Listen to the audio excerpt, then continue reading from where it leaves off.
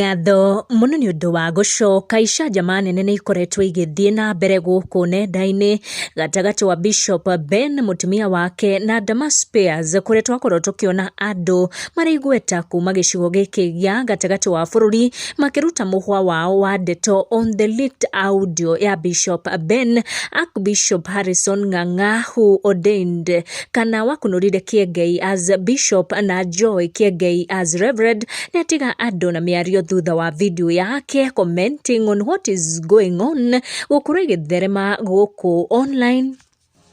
Nidamuririe madam ni hari kamudada uraigua muracindana nako ni undu wa ndui wake ikirio ni muthee muthaka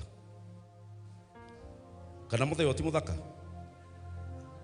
ni ndona wadada makiuga ni muthaka no aigua na magwa na agikinjira hatiri au kafere muhujia uri ngumo nene Bishop JJ Gitahi ni akurekereirie ndumiriri andu makorirwo magitaurira ati arageria gukorwo akiaria ici igikoretwo igitrend ciĩgiĩ Bishop Ben akwandikite na gukorwo ngimuquote akiuga when you see men tremble don't laugh, learn because you are on your way up and the things that tempt people to fall, you and I are not free from that temptation, no from the weakness.